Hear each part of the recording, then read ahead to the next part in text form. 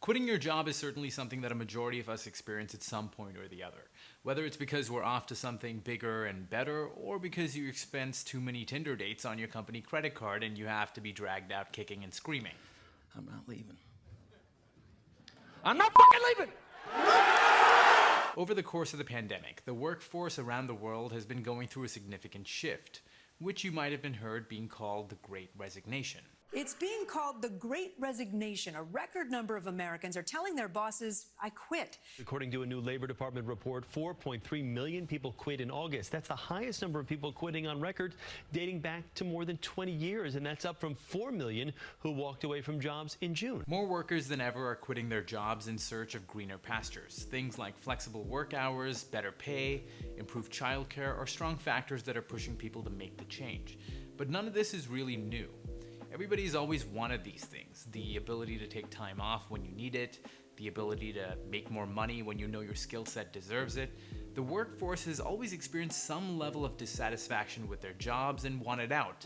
Bet you can't tell me how many times you wake up in the morning and tell yourself that you want to quit your job. But I'm not here to simply tell you the reasons why this is happening.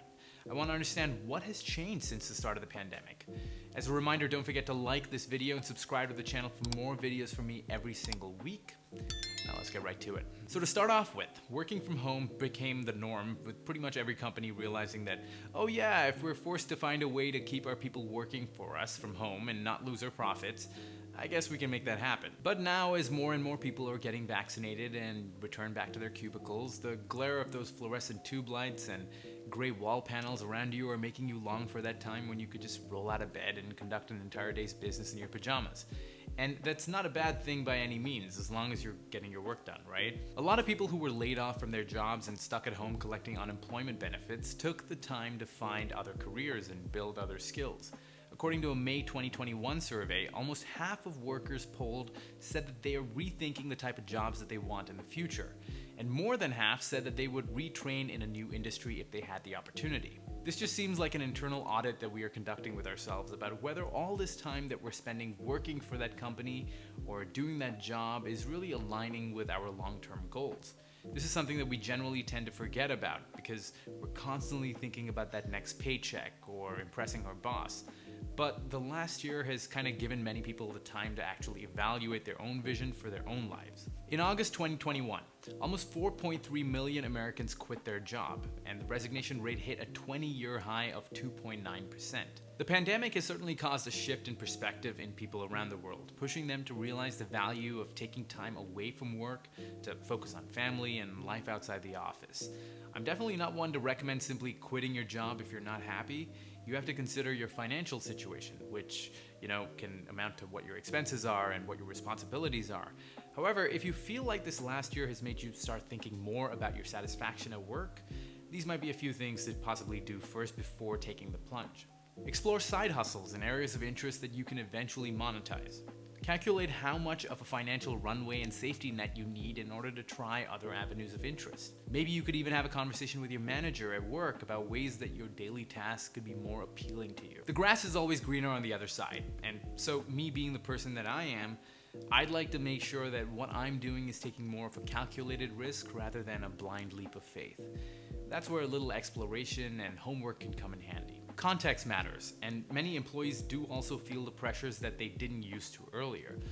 Almost 45% of all workers said that they felt the pressure to be reachable at all times when working from home. This is something that ultimately leads to burnout and causes people to leave their jobs altogether. Now, with a record-breaking 10.9 million jobs open in the US and unfilled in August, perhaps the balance of power has shifted a little more from the employer to the employee.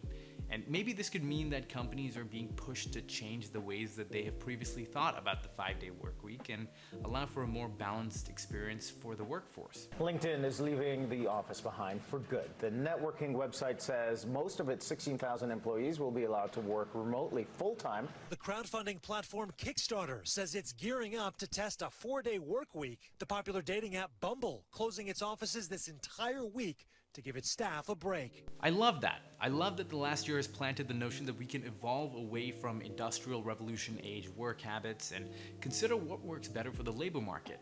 And this includes companies executing more on flexibility and getting ahead on raises and promotions. This isn't just about hiring new talent, it's also about keeping them happy and being able to retain them. Not just because they care so much, but because it costs the company money. Studies have shown that the cost of replacing an employee often amounts to double the employee's salary. You know, when you look at the impacts of the pandemic as a whole, one positive thing to have come out of it is the cause for many of us to stop and review our lives. We easily get sucked into the habit of living life on autopilot, not even realizing that we might be unhappy and possibly have to change a few things. It kind of seems to me that the Great Resignation could actually be more like the Great Reset and serve as an important pit stop for employees and companies to assess how things have been and identify that things can in fact be better. And perhaps all of this might just help us continue moving slowly towards a more fulfilling existence. Thanks for watching. Like, comment, share, subscribe, all that good stuff. And I'll see you next time.